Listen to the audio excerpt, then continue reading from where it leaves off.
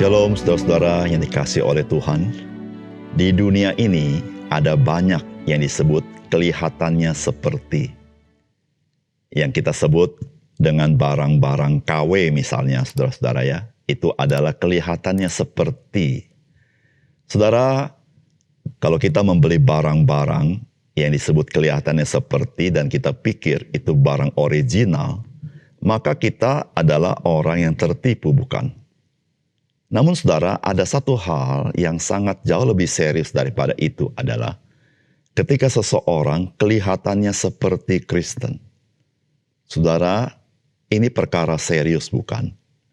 Salam jumpa dalam program Tuhan adalah Gembalaku. Saudara, berapa banyak orang terlihat seperti orang Kristen? Mengapa demikian? Karena mereka ini ada di gereja.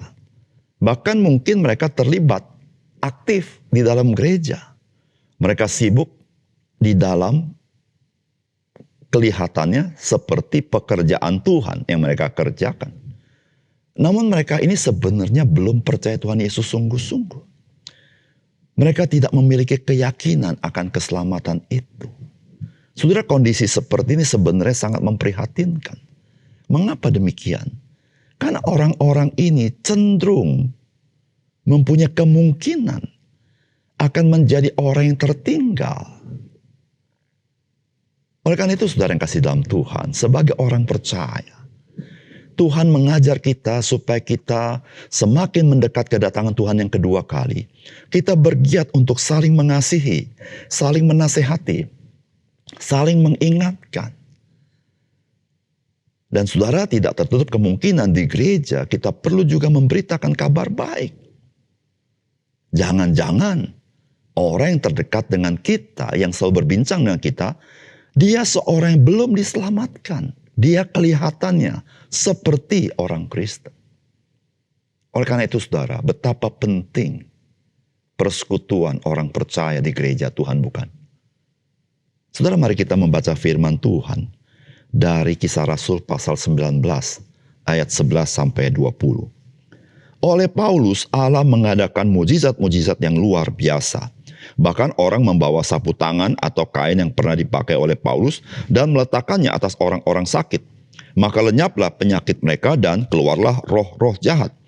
Juga beberapa tukang jampi Yahudi yang berjalan keliling di negeri itu mencoba menyebut nama Tuhan Yesus atas mereka yang kerasukan roh jahat. Dengan berseru katanya, aku menyumpahi kamu demi nama Yesus yang diberitakan oleh Paulus. Mereka yang melakukan hal itu ialah 7 orang anak dari seorang imam kepala Yahudi yang bernama Skewa. Tetapi roh jahat itu menjawab, Yesus aku kenal dan Paulus aku ketahui. Tetapi kamu siapakah kamu? Dan orang yang dirasuk roh jahat itu menerpa mereka dan menggagahi mereka semua dan mengalahkannya sehingga mereka lari dari rumah orang itu dengan telanjang dan luka-luka. Hal itu diketahui oleh seluruh penduduk Efesus, baik orang Yahudi maupun orang Yunani, maka ketakutanlah mereka semua dan makin masyhurlah nama Tuhan Yesus. Banyak di antara mereka yang telah menjadi percaya datang dan mengaku di muka umum bahwa mereka pernah turut melakukan perbuatan-perbuatan seperti itu. Banyak juga di antara mereka yang pernah melakukan sihir, mengumpulkan kitab-kitabnya lalu membakarnya depan mata semua orang. Nilai kitab-kitab itu ditaksir 50.000 uang perak. Dengan jalan ini makin tersiarlah firman Tuhan dan makin berkuasa. Saudara yang dikasih oleh Tuhan, boleh dikatakan hampir semua orang suka dengan apa yang disebut dengan kuasa atau memiliki kuasa. Saudara, hal ini bukan hanya terjadi hari ini, tapi dari zaman ke zaman, saudara-saudara, itu merupakan tabiat dari manusia. Saudara, demikian juga dengan 7 anak-anak Skewa. Saudara, Skewa adalah imam kepala Yahudi, saudara-saudara. Dan saudara, 7 anak Skewa ini, saudara-saudara, sering berkeliling. Mereka melakukan penyembuhan orang sakit, bahkan mereka berusaha mengusir setan. Dan saudara, ketika mereka melihat Rasul Paulus bisa mengusir setan dengan nama Tuhan Yesus, maka mereka mencoba meniru apa yang Paulus lakukan. Maka dikata Alkitab mereka menyumpai orang yang kerasukan setan, mengusir setan demi nama Tuhan Yesus yang diberitakan Paulus. Tetapi saudara, mereka bukan saja gagal, mereka bahkan diserang oleh orang yang kerasukan roh jahat. Saudara, apakah pesan firman Tuhan bagi kita? Saudara, yang pertama, menjadi milik Yesus Kristus dengan percaya kepadanya merupakan hal yang hakiki dan yang utama dan yang pertama yang harus diterima oleh seseorang. Dan setelah itu, ia baru bisa melayani Kristus. Saudara, firman Tuhan berkata begini, juga beberapa tukang jampi Yahudi yang berjalan keliling di negeri itu mencoba menyebut nama Tuhan Yesus atas mereka yang kerasukan roh jahat. Dengan berseru, katanya, aku menyumpai kamu demi nama Yesus yang diberitakan oleh Paulus. Mereka yang melakukan hal itu ialah 7 orang anak dari seorang imam kepala Yahudi yang bernama Skewa. Tetapi roh jahat itu menjawab, Yesus aku kenal dan Paulus aku ketahui, tapi kamu siapa?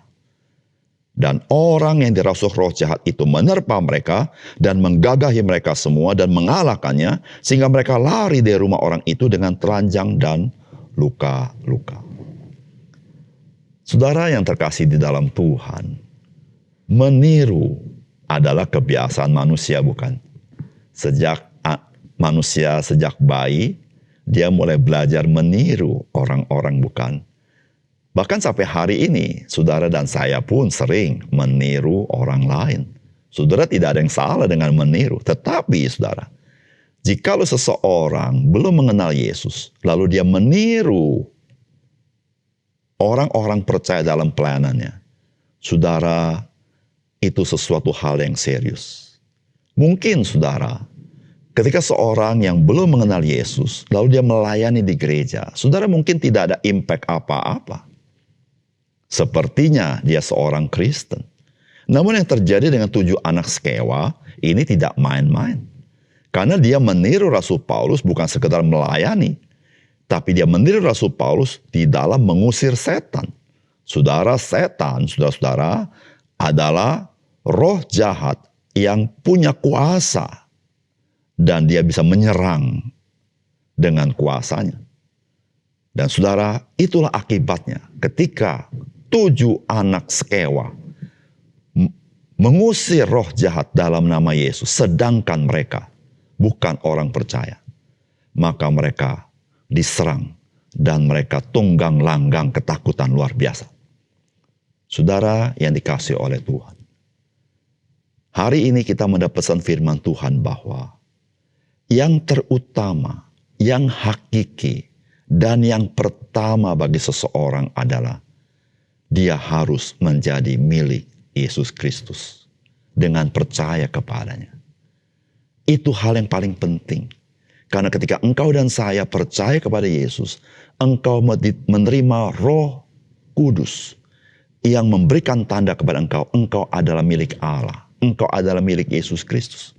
Dan roh yang di dalam kita, yaitu Roh Kudus yang diberikan Allah di dalam Kristus kepada kita, adalah jauh lebih besar daripada roh-roh dunia ini.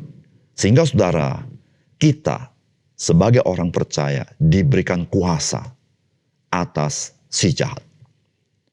Sehingga kita boleh melayani, bukan dengan kekuatan alamiah kita, tetapi dengan kekuatan Roh Kudus.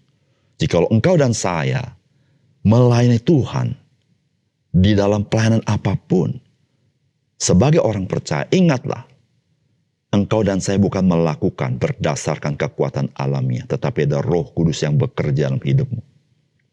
Oleh karena itu saudara, marilah kita pertama-tama, kita diterima atau menerima Yesus Kristus sebagai juru selamat kita. Sehingga kita boleh menjadi miliknya. Dan oleh karena itu kita boleh melayani dia. Yang kedua, saudara, iblis bertekuk lutut kepada Yesus Kristus. Karena Yesus Kristus adalah anak Allah. Saudara, firman Tuhan berkata begini, oleh Paulus Allah mengadakan mujizat-mujizat yang luar biasa. Bahkan orang membawa sapu tangan atau kain yang pernah dipakai oleh Paulus dan meletakkannya atas orang-orang sakit. Maka lenyaplah penyakit mereka dan keluarlah roh-roh jahat. Ayat 15. Tetapi roh jahat itu menjawab, Yesus aku kenal. Paulus aku tahu, tetapi kamu siapakah kamu? Saudara yang terkasih dalam Tuhan, Allah memakai Paulus dengan luar biasa. Bahkan dikatakan sapu tangannya saja, saudara. Yang dipakai Paulus itu bisa melenyapkan penyakit. Dan roh jahat bisa lari daripadanya. Dan saudara, kita tidak boleh memakai kasus khusus dalam Alkitab sebagai prinsip untuk berlaku umum. Saudara, ini penting kita mengerti sebagai orang percaya. Sebagaimana Petrus bisa berjalan di atas air, bukan berarti seluruh orang Kristen bisa berjalan di atas air. Yosua bisa merubuhkan tembok Yeriko dengan berkeliling 7 kali, itu tidak berarti seluruh orang Kristen bisa melakukan dengan mengelilingi sebuah rumah, rumah itu akan runtuh. Saudara, ingatlah satu hal, ketika kita belajar Alkitab, suatu kasus yang khusus, jangan dijadikan prinsip yang umum bagi semua orang. Saudara, Rasul Paulus adalah kasus khusus dengan sapu tangannya. Tetapi tidak dengan sapu tangan engkau dan saya, bukan. Saudara, Rasul Paulus dipakai luar biasa. Kenapa? Karena Yesus Kristus, bukan karena Rasul Paulus. Bukan karena Paulus yang hebat. Tetapi karena dia menjadi milik Kristus. Dan Kristus hidup di dalam dia, bukan diri dia sendiri. Disitulah saudara-saudara, roh jahat itu berkata kepada 7 anak Skewa, Yesus aku kenal dan Paulus aku ketahui, tapi kamu siapa? Saudara, mengapa iblis bertekuk lutut di dalam nama Yesus? Karena iblis tahu siapakah Yesus.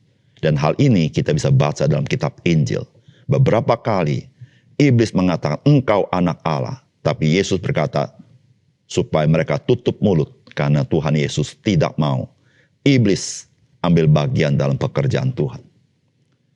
Saudara, jikalau Tuhan Yesus bukan anak Allah, iblis tidak akan bertekuk lutut. Saudara, oleh karena itu sebagai orang percaya, kita tidak perlu menjadi takut dengan si jahat. Karena kita adalah milik Yesus. Tetapi kita tidak boleh bermain-main dengan si jahat. Karena ini perkara serius di hadapan Tuhan. Dan kita tidak boleh menganggap remeh si jahat. Karena ketika menganggap remeh, engkau dan saya tidak berjaga-jaga dan engkau bisa tertipu olehnya. Yang perlu engkau dan saya lakukan adalah engkau dekat sama Tuhan Yesus. Engkau mencintai Tuhan Yesus. Engkau melayani Tuhan Yesus. Dan engkau tidak kompromi dengan segala macam tipu muslihat si iblis. Dan kita tidak kompromi dengan keduniawian. Di situ saudara dan saya menjadi orang-orang yang menang di dalam Tuhan. Saudara yang kasih dalam Tuhan. Ketika engkau dan saya menjadi milik Kristus, maka engkau dan saya adalah orang-orang yang kuat di dalam Tuhan. Yang tidak dapat dirasuk oleh roh jahat. Karena roh jahat, dia tidak sanggup untuk merasuk engkau dan saya. Asalkan engkau dan saya tidak pernah mengundangnya. Tetapi saudara, yang perlu kita lakukan adalah kita ikut Tuhan sungguh-sungguh. Kita melayani dia. Dan begitu banyak orang di dunia ini yang masih dicengkram oleh kuasa jahat. Injil itu adalah kekuatan Allah yang menyelamatkan setiap orang.